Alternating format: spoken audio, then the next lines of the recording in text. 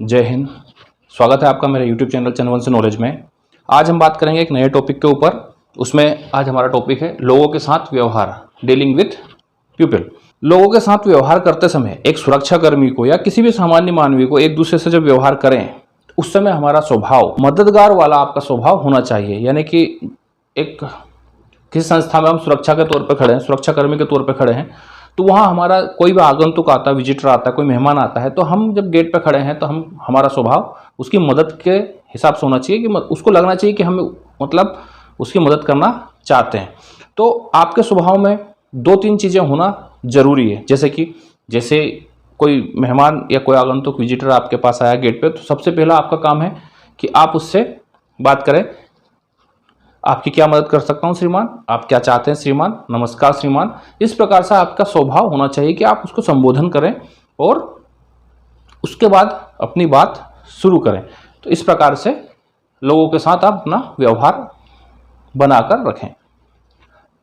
अब आप आ जाइए याद रखने वाली बातें। क्या याद रखना चाहिए? एक सुरक्षाकर्मी जब गेट पर खड़ा है तो उसे क्या क्या बातें याद रखना चाहिए? किसी मेहमान से जब वो बात करता है, कोई आगंतुक उसके पास आता है, तो उससे जब वो बातचीत करता है तो सबसे पहले उसको क्या याद रखना चाहिए? मुस्कुराहट। अपने चेहरे पर हमेशा मुस्कुराहट बनाकर रखें। जब बात करें तो हल्की मुस्कुराहट आपके चेहरे पर हो, हाव भाव ऐसा लगे कि हाँ आप उसकी मदद करना चाहते हैं।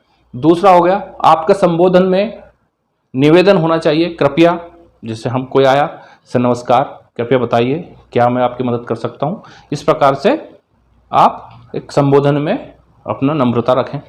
धन्यवाद श्रीमान। जब आपकी बात पूरी हो जाए, सारी बातें हो जाए, तो सामने वाले मेहमान को, आगंतुक को आप धन्यवाद श्रीमान बोले, थैंक यू सर, धन्यवाद श्रीमान। इस प्रकार से अपनी बात का अंत करें। लोगों के प्रति आपका मूल स्वभाव कैसा होना चाहिए, किस प्रकार से आपका स्वभाव लोगों के साथ होना चाहिए? झलक। सबसे पहले अपना जो यूनिफॉर्म है, अपना जो वेशभूषा है वो सही होनी चाहिए, ताकि जैसे आपके सामने आए तो आपको देखकर वो देखने से आप अच्छे लगें। नम्रता। आपकी भाषा जो होती है, आपकी जो वाणी होती है, आप जो बातचीत करते हो उसमें हमेशा नम्रता होनी चाहिए। सामने वाले व्यक्ति को हमेशा सम्मानित शब्दों से बातचीत करें, नम्रता के साथ बातचीत करें। उद्देश्यपूर्ण। आप जब भी किसी आगंतुक से, किसी विजिटर से बातचीत करें तो आपकी बातों में उद्देश्य होना चाहिए। बिना मतलब की बातें उनसे नहीं करना चाहिए। जो जो उद्देश्य है, किस लिए वो आए हैं, क्या काम है, किससे मिलना है, इतनी सारी जो जरूरी बातें हैं वो उद्देश्य वाली बातें करें, बाकी बातें ना करें। दृढ़ रहें। आप नम्र तो रहें, साथ ही साथ दृढ़ भी रहें, क्योंकि आप किसी संस्था की सुरक्षा की जिम्मेदारी आपके ऊपर है। अपनी बातों पर दृढ़ भी रहें, एक दृढ़ता के साथ बातें करें। जो सही है उस सही व्यक्ति को सही जगह पे पहुंचाने में मदद करें, अपने काम को पूरा करें। तो क्या क्या श्रेणियां होती हैं जिनके साथ हम डील करते हैं, जिनके साथ व्यवहार करते हैं एक सुरक्षाकर्मी के तौर पे?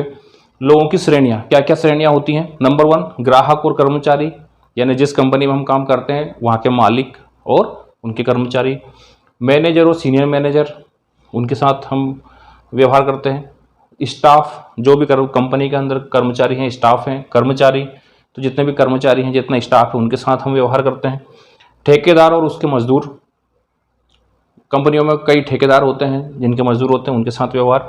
मजदूर संघ के नेता आते हैं, उनसे व्यवहार होता है। अन्य कर्मचारी, जो और अन्य कर्मचारी हैं, उनसे आगंतुक विजिटर्स से हम व्यवहार करते हैं। सेल्समैन और सप्लायर्स, इनके साथ हम व्यवहार करते हैं। सरकारी अफसर और कर्मचारी।